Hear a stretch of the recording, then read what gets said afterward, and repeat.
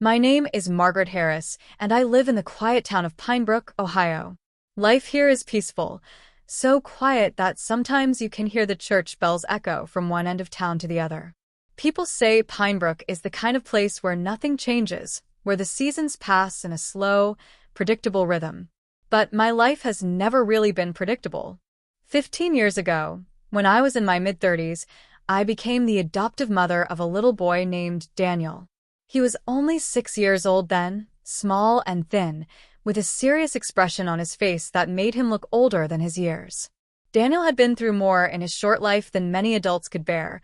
He'd lost his biological parents in a car accident, and for nearly a year, he'd been in and out of foster homes. I remember the first time I met him. He was sitting at a wooden table in the children's home, coloring in silence. His brown hair fell over his forehead, and when he looked up at me with those deep green eyes, I felt something stir in my heart. I hadn't planned on becoming a mother that day. I'd gone to the center as a volunteer, bringing warm cookies and helping with art activities. But something about Daniel made me want to protect him. I remember kneeling down next to him and asking what he was drawing. He showed me a picture of a house with a tall tree in the front yard. "Is this where you live?" I asked gently. He shook his head. "It's where I want to live," he said. I knew then I wanted to give him that house, that life. The adoption process wasn't easy, but after months of paperwork, interviews, and home visits, Daniel came to live with me in my small 2-bedroom home on Willow Street. Those early years were filled with small victories. His first laugh at one of my corny jokes, the way he started leaving his bedroom door open at night, the moment he called me Mom for the first time. I wasn't perfect, but I tried to give him everything he needed: stability, love, and the kind of childhood that could heal old wounds. Daniel grew up strong and determined. By high school, he had developed a deep sense of responsibility, always helping neighbors with their lawns or shoveling snow in the winter.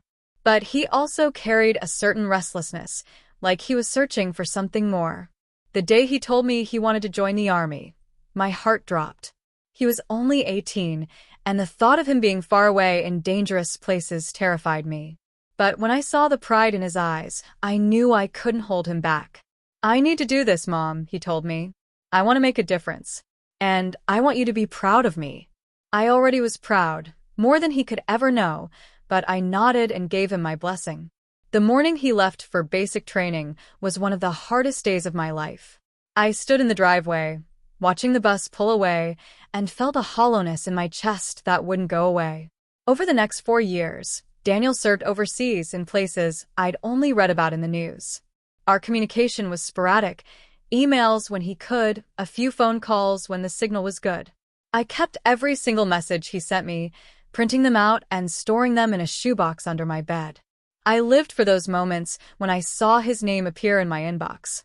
But there were also long stretches of silence, and during those times, I would find myself standing at the kitchen window, staring out at the street, praying for his safety.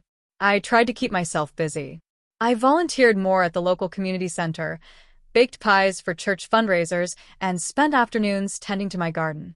But without Daniel's presence, the sound of his laughter, the way he'd call out, "Hey, Mom," when he came through the door, the house felt unbearably quiet.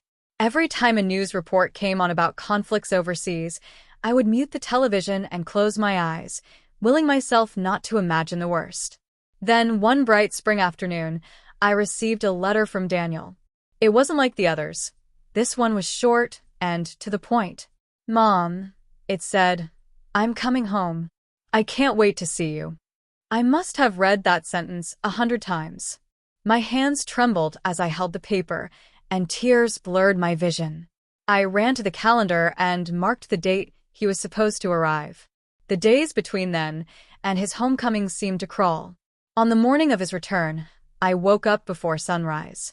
I baked his favorite cinnamon rolls, the ones I used to make when he was in high school.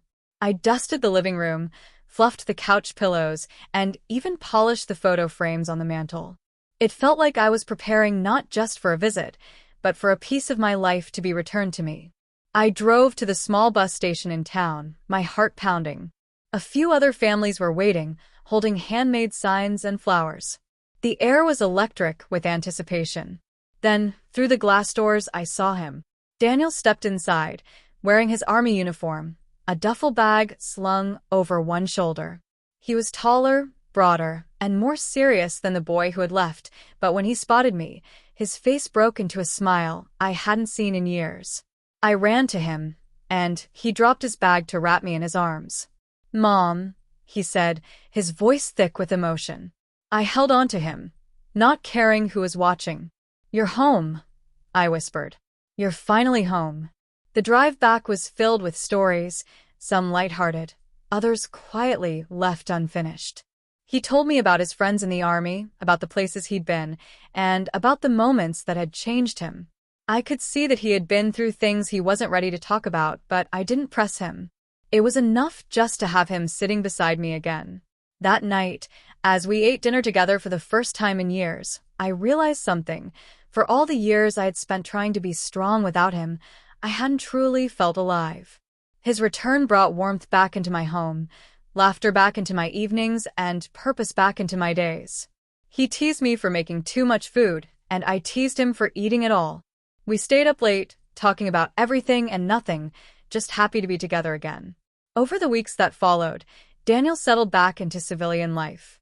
Some days were harder than others. There were moments when he would grow quiet, staring out the window as if remembering something far away. But we faced those moments together. We planted a vegetable garden in the backyard, took long walks by the river, and spent Sunday mornings at the farmer's market. Slowly, the weight he carried seemed to lighten. One evening, as we sat on the porch watching the sunset, Daniel said, "You know, Mom, you saved me twice.